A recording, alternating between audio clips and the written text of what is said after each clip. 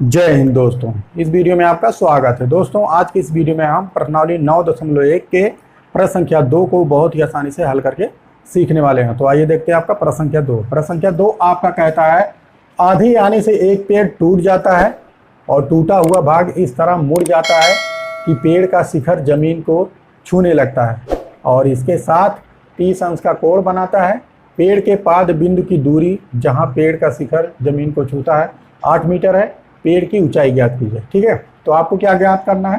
पेड़ की ऊंचाई ज्ञात करनी है और आपको ऊंचाई और दूरी में बता दिया गया है कि सबसे पहले आपको उन्नयन कोण और अवनमन कोण पता होना चाहिए।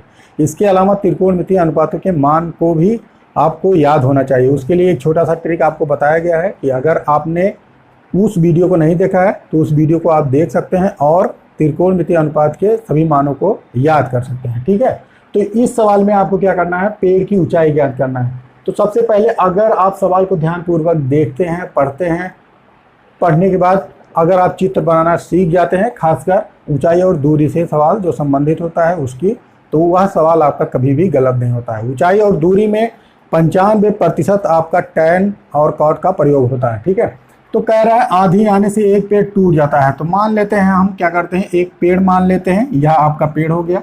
ठीक है, पेड़ को हम मान लेते हैं, कोई भी नाम दे देंगे, मान लीजिए ओपी। ठीक है, ओपी आपका एक पेड़ है। क्या कह रहा है? आंधी आने से एक पेड़ टूट जाता है और टूटा हुआ भाग इस तरह मुड़ जाता है कि पेड़ का शिखर जमीन को छूने लगता है। ठीक है, पेड़ का शिखर यह आपका जमीन है। ठीक है, जमीन है। तो मान लीजिए यहाँ से यह पेड़ टूट जाता है, इसी बिंदु ए से मान लीजिए टूट जाता है। तो यह जब पेड़ आपका इतना लंबा है तो यहाँ से जब टूटेगा तो इस तरीके से यह इसको जमीन को छूने लगता है। इसके साथ 30 अंश का कोण बनाएगा। इसके साथ यह कितने अंश का कोण बनाता है? 30 अंश का कोण बनाता है। ठीक है, यह जो है भाग यहाँ से टूट कर यहाँ पर यह आपका आया हुआ है।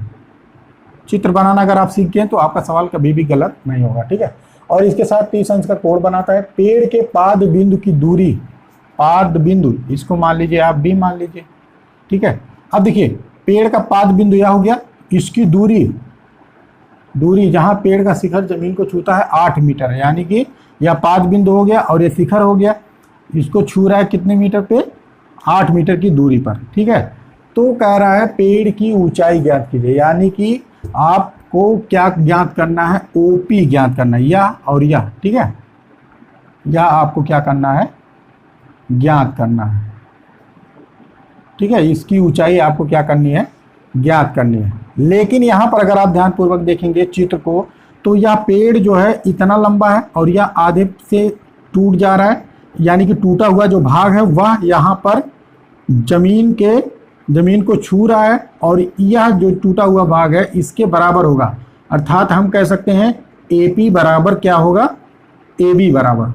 ठीक है, AP बराबर होगा AB के। ठीक है, तो हम क्या करते हैं? मान लेते हैं, माना पेड़ की ऊंचाई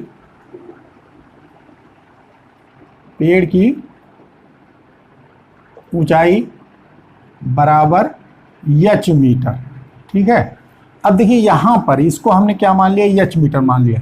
h मीटर में आपका OP, ठीक है, h मीटर में आपका OA प्लस AP आ रहा है। ठीक है, यानी कि दोनों जब भागों को आप जोड़ेंगे तो वह इसकी ऊंचाई के बराबर होगा। तो h बराबर हम कह सकते हैं क्या है?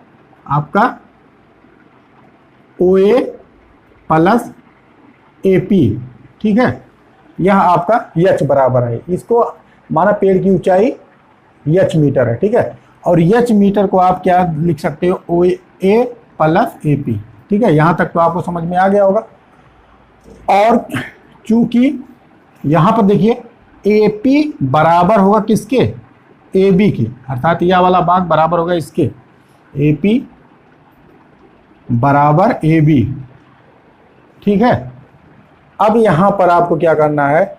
ध्यान देना है कि देखिए यह आपका 30 अंश का है और आपको पता है कि समकोण त्रिभुज में हम क्या करते हैं? समकोण त्रिभुज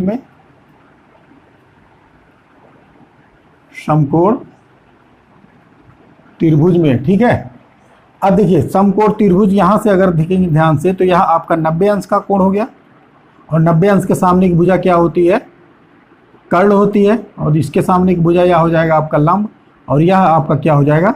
आधार हो जाएगा। ठीक है, यह कर्ण हो गया, लंब हो गया और आधार हो गया। और आपको एक छोटा सा ट्रिक बताया गया है, बार बार लाल बट्टा हम क्या करते हैं?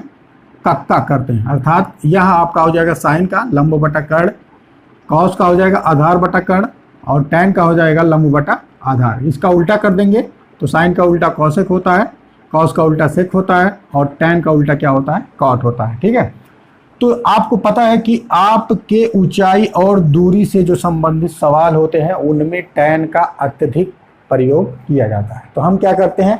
टैन 30 अंश लिखते हैं। ठीक है, समकोण त्रिभुज में टैन 30 अंश बराबर, टैन 30 अंश बराबर आपका क्या होता है? लंब बटा आधार। ठीक है, यहां देखिए लंब बटा आधार, या यानी कि हम कह सकते हैं ए ओ या फिर ओ ए बटा बी ओ। ठीक है, क्या लिख सकते हैं?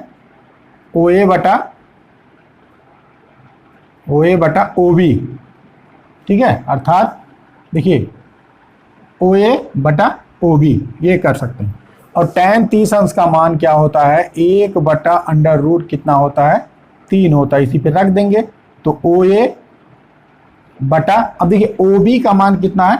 8 मीटर है, तो हम बटे में कितना रख देंगे? 8 रख देंगे। अब यहां से हम तिर्यक गुणा करके क्या निकाल लेते हैं? ओ ए निकाल लेंगे। 8 का गुणा 1 में कर देंगे तो हो जाएगा 8 बटा अंडर रूट 3, यह बराबर हो जाएगा ओ ए के। ठीक है, अर्थात हम कह सकते हैं ओ ए बराबर कितना? 8 बटा अंडर रूट 3। यहां से आपने किसका मान निकाल लिया है? ओ ए का मान निकाल लिया है। अर्थात यहां पर देखिए यह जो है ओ ए, इसका मान आपने कितना निकाल लिया? 8 बटा अंडर रूट कितना? 3। और आपको क्या करना है? पूरी ऊंचाई का मान ज्ञात करना है। अब अगर आप कर्ण का मान निकाल लेते हैं तो उसके बाद आप क्या करेंगे? कर्ण के बराबर आपका ए पी है, तो यह वाला और यह वाला, अर्थात ए पी प्लस ओ ए को जोड़ देंगे तो आपका क्या मिल जाएगा? आपका पेड़ की ऊंचाई मिल जाएगी। ठीक है, यह तो हो गया आपका टैन 30 अंश बराबर। अब देखिए यहां पर आप क्या कर सकते हैं? कॉस का मान भी रख सकते हैं, कॉस 30 अंश का मान रख सकते हैं। ठीक है, टैन का तो आपने रख ही दिया है, सेक का भी रख सकते हैं, साइन का भी रख सकते हैं, कॉसेक का भी रख सकते हैं, किसी का भी मान आप रख सकते हैं। ठीक है, वह आपके ऊपर निर्भर करता है कि आप कौन सा मान यहाँ पर रखते हैं। मान लीजिए हम सेक का मान रखेंगे तब भी आपका आंसर आएगा, कॉस का मान रखेंगे तब भी आपका आंसर आएगा, अगर आप साइन का मान रखेंगे तब भी आपका आंसर आएगा। मान लीजिए हम क्या करते हैं? सेक 30 अंश का रखते हैं। ठीक है, सेक 30 अंश बराबर, अब देखिए सेक का निकालेंगे तो कॉस आपका होता है आधार बटा कर्ण होता है, कॉस का होता है आधार बटा कर्ण, तो सेक जो होता है वो कॉस का उल्टा होता है, तो कर्ण बटा कितना हो जाएगा? आधार, अर्थात कर्ण बटा आधार। तो सेक 30 अंश बराबर कर्ण आपका कितना है? ए बी है, आधार कितना है? ओ बी है। ठीक है, तो इसको हम लिख सकते हैं ए बी बटा ओ बी। ठीक है, कर्ण बटा आधार, क्या लिख सकते हैं? कर्ण बटा आधार लिख सकते हैं। ठीक है, क्यों? क्योंकि यह जो होता है वह आपका किसका उल्टा होता है? कॉस का उल्टा होता है। और कॉस 30 अंश का मान आपको पता है कितना होता है? कॉस 30 अंश का मान कितना होता है? Under root 3/2। ठीक है,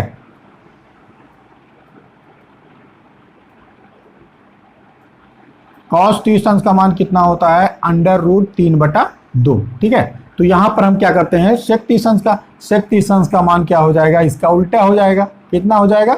2 बटा अंडर रूट कितना हो जाएगा? 3 हो जाएगा। ठीक है, क्या हो जाएगा? 2 बटा अंडर रूट 3 हो जाएगा, किसका? सेक 30 अंश का मान। तो सेक 30 अंश का मान हम इस पर रख देते हैं। सेक 30 अंश का मान कितना हो जाएगा? 2 बटा अंडर रूट 3 बराबर ए बी। ठीक है, ए बी बटा, अब देखिए ओ बी का 8 मीटर आपने लिखा ही है क्योंकि सवाल में साफ साफ दिया है, तो ओ बी की जगह पर हम कितना रख देंगे? 8 रख देंगे। अब यहां से हम क्या करेंगे? तिर्यक गुणा करेंगे तो ए बी का मान हम निकालेंगे। 8 का गुणा 2 में कर देंगे तो 8 गुणा कितना हो जाएगा? 16 बटा अंडर रूट 3 बराबर ए बी। ठीक है, अगर अंडर रूट 3 का गुणा ए बी में करेंगे फिर पक्षांतर करेंगे तब भी आपका वही मान आएगा, 16 बटा अंडर रूट 3 आएगा।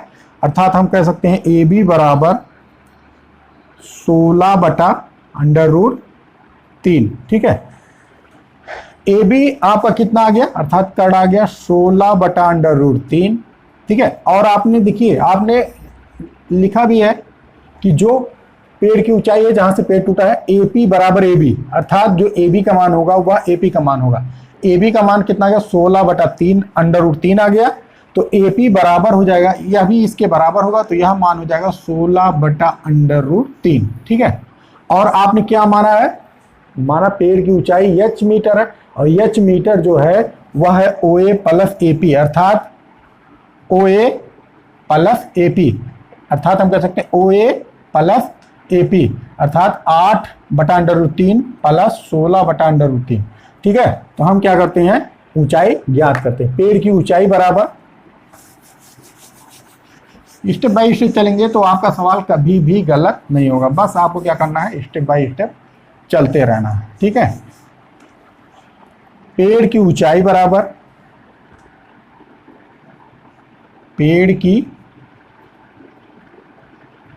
ऊंचाई h बराबर आपने लिखा है कितना, OA प्लस AP, ठीक है, OA प्लस AP।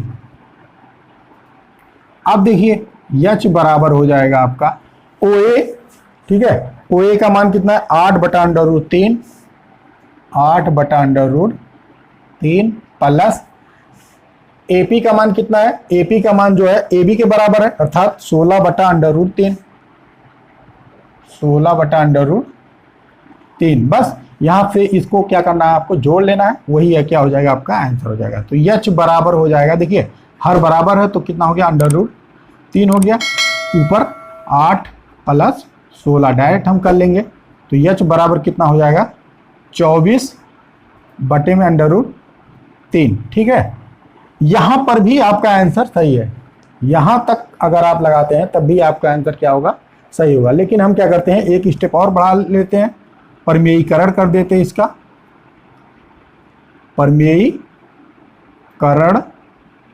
करने पर, ठीक है।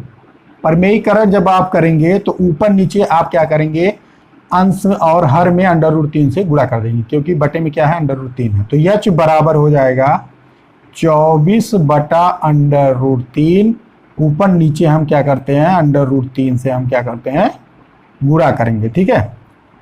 तो h बराबर हो जाएगा √3 का गुणा √3 में करेंगे तो √3 हट जाएगा, अर्थात 3 हो जाएगा, और 24 कितना हो जाएगा, 3। 24 का गुणा √3 में करेंगे तो कितना हो जाएगा, 24 √3। अब 3 से ये कट जाएगा, 3 × 8 = 24, ठीक है, अर्थात कितना हो जाएगा, h बराबर कितना हो जाएगा, 8/√3 मीटर, ठीक है। यही क्या हो गया, आपका आंसर हो गया, उत्तर हो गया। पेड़ की कुल ऊंचाई कितनी हो जाएगी, 8/√3 मीटर, यही क्या हो गया, आपका आंसर हो गया, उत्तर हो गया, ठीक है। बस आपको क्या करना है, स्टेप बाय स्टेप चलना है, तो आपका सवाल कभी भी गलत नहीं होगा, वह तो आपको पता है।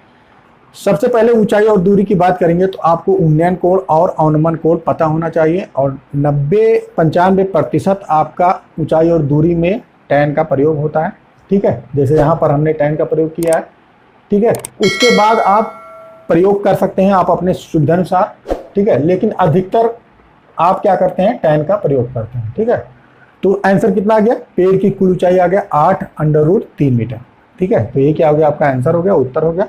तो उम्मीद करते हैं यह सवाल लगाना आप बहुत ही आसानी से सीख गए होंगे, अगर आपने वीडियो को शुरू से अंत तक देखा होगा तो, और आपको वीडियो भी काफ़ी ज़्यादा पसंद आई होगी।